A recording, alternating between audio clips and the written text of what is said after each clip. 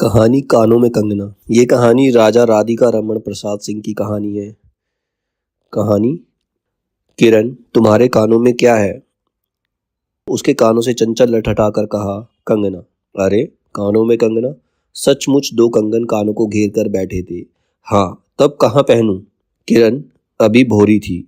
दुनिया में जिसे भोरी कहते हैं वैसी भोरी नहीं। उसे वन के फूलों का भोलापन समझो। मतलब बहुत भोली लड़की थी वो। एक नवीन चमन के फूलों की भंगी नहीं, विविध खाद या रस से जिसकी जीविका है, निरंतर काट छांट से जिसका सौंदर्य है, जो दो घड़ी चंचल चिकने बाल की भूषा है, दो घड़ी तुम्हारे फूलदान की शोभा। वन के फूल ऐसे नहीं। वन के फूल हमेशा खिलते हैं, प्रकृति के हाथों से लगे हैं, मेघों की धारा से बड़े हैं, चटुल दृष्टि से इन्हें पाती नहीं, जगद्वायु इन्हें छूती नहीं। यह सरल सुंदर सौरभमय जीवन है। यह जीवित रहे तब चारों तरफ अपने प्राण धन से हरे भरे रहे। जब समय आया तब वह अपनी माँ की गोद में झड़ पड़े। आकाश स्वच्छ था, नील उदार सुंदर, पत्ते शांत थे। संध्या हो चली थी, सुनहरी किरणें सुदूर पर्वत की चूड़ा से देख रही थी। वह पतली किरण अपनी मृत्यु सैया से इस शून्य निविड़ कानन में क्या ढूंढ रही थी, कौन कहे। किसे एकटक देखती थी, कौन जाने। अपनी लीला भूमि को स्नेह करना चाहती थी, या हमारे बाद वहाँ क्या हो रहा है इसे चाहती थी। मैं क्या बता सकूं। जो हो, उसकी उस भंगी में आकांक्षा अवश्य थी। मैं तो खड़ा खड़ा उन बड़ी आंखों की किरण लूटता था। आकाश में तारों को देखा या उन जगमग आंखों को देखा, बात एक ही थी। हम दूर से तारों के सुंदर शून्य झिकमिक को बार बार देखते हैं, लेकिन वह सस्पेंस निश्चेष्ट ज्योति सचमुच भावहीन है, या आप अपनी अंतर लहरी से मस्त है, इसे जानना आसान नहीं। हमारी ऐसी आंखें कहाँ कि उसके सहारे उस निगूढ़ अंतर में डूब कर था ले। मतलब जो सूर्य की अंतिम किरण है उसके बारे में ये बताया कि वो देखना क्या चाह रही है। मैं रसाल की डोली थाम कर पास ही खड़ा था। वह बालों को हटाकर कंगन दिखाने की भंगी प्राणों में रह रहकर उठती थी। जब माखन चुराने वाले ने गोपियों के सर के मटके को तोड़कर उनके भीतर कीले को तोड़ डाला, या नूर जहां ने अंचल से कबूतर को उड़ाकर शहंशाह के कठोर हृदय की धज्जियां उड़ा दी, फिर नदी के किनारे वसंत वल्लभ रसाल पल्लवों की छाया में बैठी किसी एक अपरूप बालिका की यह सरल स्निग्ध भंगिमा एक मानव अंतर पर क्यों ना दौड़े। किरण इन आंखों के सामने प्रतिदिन आती ही जाती थी। कभी आम के टिकोरे से आंचल भर लाती, कभी मौलसीरी के फूलों की माला बना लाती, लेकिन कभी भी ऐसी बाल सुलभ लीला आंखों से होकर हृदय तक नहीं उतरी। आज क्या था, कौन शुभ या अशुभ क्षण था कि अचानक वह बनेली लता मंदार माला से भी कहीं मनोरम दिख पड़ी। कौन जानता था कि चाल से कुचाल जाने में, हाथों से कंगन भूलकर कानों के पहनने में इतनी माधुरी है, 2 टके के कंगने में इतनी शक्ति है। गोपियों को कभी स्वप्न में नहीं झलका था कि बांस की बांसुरी में घूंघट खोलकर नचा देने वाली शक्ति भरी है। मैंने चटपट उसके कानों से कंगन उतार लिया, फिर धीरे से उसकी उंगलियों पर चढ़ाने लगा। यह ना जाने उस घड़ी कैसी खलबली थी, मुंह से अचानक निकल गया, किरण, आज की यह घटना मुझे मरते दम तक नहीं भूलेगी। यह भीतर तक बैठ गई। उसकी बड़ी बड़ी आंखें और भी बड़ी हो गई। मुझे चोट सी लगी। मैं तत्क्षण योगीश्वर की कुटी की तरफ चल दिया। प्राण भी उसी समय नहीं चल दिए। यही विस्मय था। एक दिन था कि इसी दुनिया में दुनिया से दूर रहकर लोग दुनिया का सुख उठाते थे।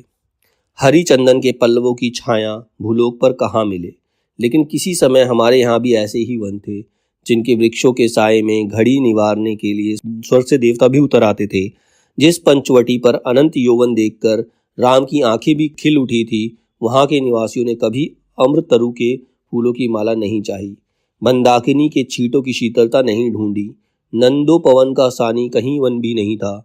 कल्प वृक्ष की छाया में शांति अवश्य है, लेकिन कदम की छैया कहाँ मिल सकती है। कदम के पेड़ की जो छाया है वो कहीं नहीं मिल सकती। हमारी तुम्हारी आंखों ने कभी नंदोत्सव की लीला नहीं देखी।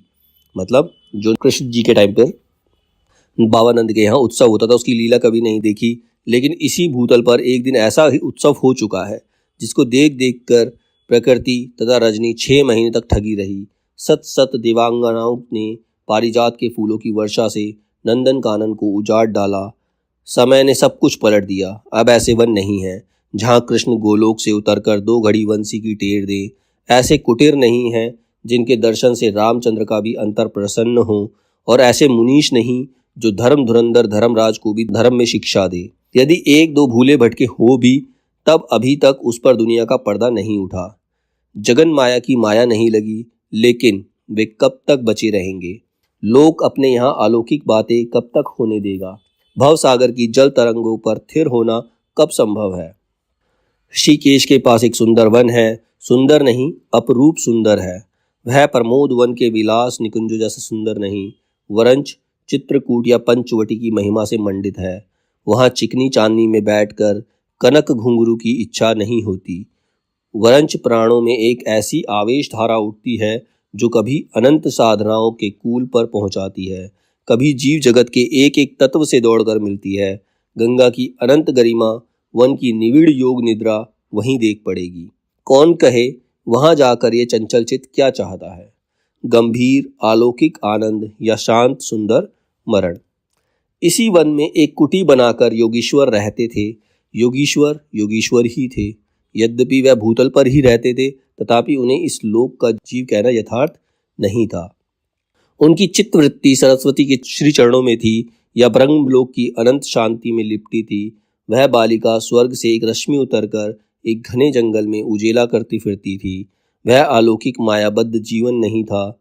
इसमें बंधन रहित बाधाहीन नास्ती किरणों की लेखा कहिए, मानो निर्मुक्त चंचल मलय वायु फूल फूल पर डाली डाली पर डोलती फिरती हो, या कोई मूर्तिमान अमर संगीत बेरोक टोक हवा पर या जल की तरंग भंग पर नाच रहा हो।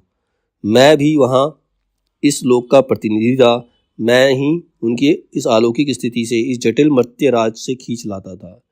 कुछ साल से मैं योगीश्वर के यहाँ आता जाता था। पिता की आज्ञा थी कि उनके यहाँ जाकर अपने धर्म के सब ग्रंथ पढ़ डालो। योगीश्वर और बाबा लड़कपन के साथी थे, इसीलिए उनकी मुझ पर उतनी दया थी। किरण उनकी लड़की थी। उस कुटीर में वही दीपक थी। जिस दिन की घटना मैं लिख आया हूँ, उस दिन सवेरे मेरे अध्ययन की पूर्ण आहुति हुई थी, मतलब उसकी जो शिक्षा थी वो पूरी हुई। और बाबा के कहने पर जो एक पीताम्बर, 5 स्वर्ण मुद्राएं तथा किरण के लिए 2 कनक कंगन आचार्य के निकट ले गया था, योगीश्वर ने सब लौटा दिए। केवल कंगन को किरण उठा ले गई। वह क्या समझकर चुप रह गए। समय का अद्भुत चक्र है। जिस दिन मैंने धर्म ग्रंथ से मुंह मोड़ा, उसी दिन कामदेव ने वहां जाकर उनकी किताब का पहला सफ़ा उल्टा। दूसरे दिन मैं योगीश्वर से मिलने आया। वह किरण को पास बिठाकर ना जाने क्या पढ़ा रहे थे। उनकी आंखें गंभीर थी। मुझको देखते ही वे उठ पड़े। मेरे कंधों पर हाथ रखकर गदगद स्वर में बोले, नरेंद्र, अब मैं चला, किरण तुम्हारे हवाले है। यह कहकर किसी की सुकोमल उंगलियों मेरे हाथों में दबी रख दी। लोचनों के कोने पर 2 बूंदें निकलकर झांक पड़ी। मैं सहम उठा। क्या उन पर सब बातें विदित थी? क्या उनकी तीव्र दृष्टि मेरी अंतर्लहरी में तक डूब चुकी थी? वह ठहरे नहीं, चल दिए। मैं कांपता रह गया। किरण देखती रह गई। सन्नाटा छा गया। वन वायु भी चुप हो चली। हम दोनों भी चुप चल पड़े। किरण मेरे कंधे पर थी। हठात अंतर से कोई अकड़कर कह उठा, हाय नरेंद्र, यह क्या? तुम इस वन फूल को किस चमन में ले चले? इस बंधन विहीन स्वर्गीय जीवन को किस लोक लाज में बांधने चले? कंकड़ी जल में जाकर कोई स्थायी विवर नहीं फोड़ सकती। क्षण भर जल का समतल भले ही उलट पुलट हो, लेकिन इधर उधर से जल तरंग दौड़कर उस छिद्र का नाम निशान भी नहीं रहने देती। जगत की भी यही चाल है। यदि स्वर्ग से देवेंद्र भी आकर इस लोक चलाचल में खड़े हों, फिर संसार देखते ही देखते उन्हें अपना बना लेगा। इस काली कोठरी में आकर इसकी कालिमा से बचे रहें, ऐसी शक्ति अब आकाश कुसुम ही समझो। 2 दिन में राम हाय जानकी कहकर वन वन डोलते फिरे। 2 क्षण में यही विश्वामित्र को भी स्वर्ग से घसीट लाया। किरण की भी यही अवस्था हुई। कहाँ प्रकृति की निर्मुक्त गोद, कहाँ जगत का जटिल बंधन पाश, कहाँ से कहाँ आ पड़ी। वह अलौकिक भोलापन, वह निसर्ग उच्छ्वास हाथों हाथ लुट गए। उस वन फूल की विमल कांति लौकिक चमन की मायावादी मनोहारिता में परिणित हुई। अब आंखें उठाकर आकाश से नीरव बातचीत करने का अवसर कहाँ से मिले? मलय वायु से मिलकर मलयाचल के फूलों की पूछताछ क्यों कर हो? जब किशोरी नए सांचे में ढलकर उतरी, उसे पहचानना भी कठिन था। अब वह लाल चोली, हरी साड़ी पहनकर, सर पर सिंदूर रेखा सस्ती और हाथों के कंगन, कानों की बाली, गले की कंठी तथा कमर की करधनी दिन दिन उसके चित्त को नचाए मारती थी। जब कभी वह सज धज कर चांदनी में कोठे पर उतर उठती, तो वसंत वायु उसके आंचल से मोतियों की लिपट लाकर मेरे बरामदे में भर देता। फिर किसी मतवाली माधुरी और तीव्र मदिरा के नशे में मेरा मस्तिष्क घूम जाता और मैं चटपट अपना प्रेम चित्कार फूलदार रंगीन चिट्ठी में भरकर जूही के हाथ ऊपर भिजवाता या बाजार से दौड़कर कटकी गहने या विलायती चूड़ी खरीद कर लाता।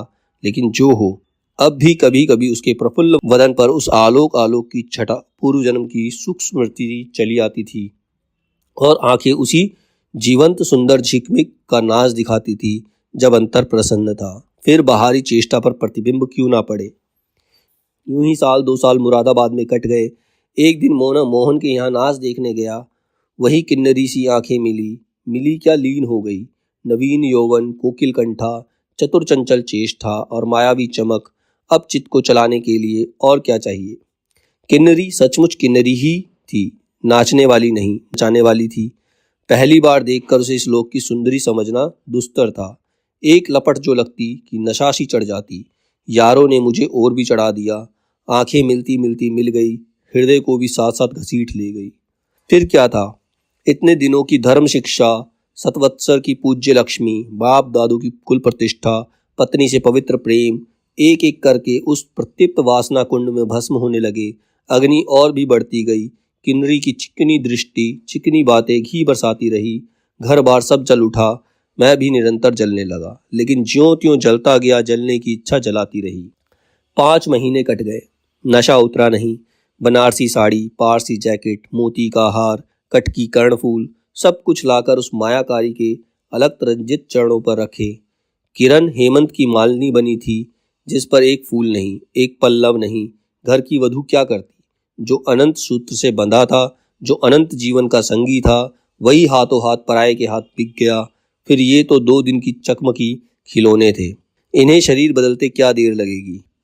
दिन भर बहानों की माला गूंद गूंद कर किरण के गले में और शाम को मोती की माला उस नाचने वाली के गले में सशंक निर्लज डाल देना, यही मेरा जीवन निर्वाह था।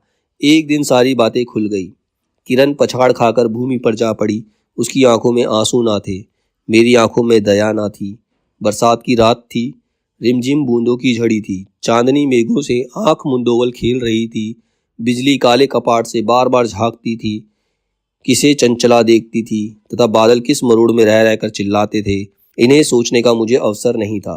मैं तो किन्नरी के दरवाजे से हताश लौटा था। आंखों के ऊपर न चांदनी थी, न बदली थी। त्रिशंकु ने स्वर्ग को जाते जाते बीच में ही टंग कर किस दुख को उठाया, और मैं तो अपने स्वर्ग के दरवाजे पर सर रखकर निराश लौटा था। मेरी वेदना क्यों ना बड़ी हो। हाय, मेरी उंगलियों में एक अंगूठी भी रहती तो उसे नजर कर उसके चरणों पर लौटता। घर पर आते ही जूही को पुकार उठा। जूही, किरण के पास कुछ भी बचा हो तब फौरन जाकर मांग लाओ। ऊपर से कोई आवाज नहीं आई, केवल सर के ऊपर एक काला बादल कलांत चित्कार से चिल्ला उठा। मेरा मस्तिष्क घूम गया। मैं तत्क्षण कोटे पर दौड़ा। सब संदूक झांके तो जो कुछ ना मिला सब तोड़ डाला, लेकिन मिला कुछ भी नहीं। अलमारी में केवल मकड़े का जाल था। श्रृंगार बक्स में एक छिपकली बैठी थी। उसी दम किरण पर झपटा। पास जाते ही सहम गया। वह एक तकिए के सहारे निस्सहाय निस्पंद लेटी थी। केवल चांद ने खिड़की से होकर उसे गोद में ले रखा था और वायु उस शरीर पर जल से भिगोया पंखा जल रही थी। मुख पर एक अपरूप छटा थी। कौन कहे, कहीं जीवन की शेष रश्मि क्षण भर वहीं अटकी हो। आंखों में एक जीवन ज्योति थी। शायद प्राण शरीर से निकलकर किसी आश्रय से वहां बैठ रहा था। मैं फिर पुकार उठा, किरण, किरण, तुम्हारे पास कोई गहना भी रहा है? हाँ। क्षीण कंठ की कल काकली थी। कहाँ है, अभी देखने दो। उसने धीरे से घूंघट सरका कर कहा, वही कानों का कंगना। सर तकिए से ढल पड़ा, आंखें भी छिप गई। वह जीवंत रेखा कहाँ चली गई?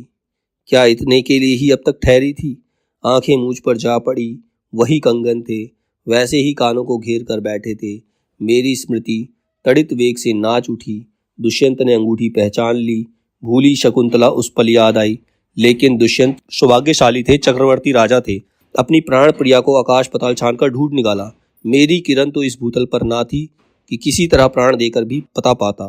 परलोक से ढूंढ निकालूं ऐसी शक्ति इस दीनहीन मानव में कहाँ। चढ़ा नशा उतर पड़ा। सारी बातें सूझ गई। आंखों पर पड़ी पट्टी खुल पड़ी। लेकिन हाय, खुली भी तो उसी समय जब जीवन में केवल अंधकार ही रह गया।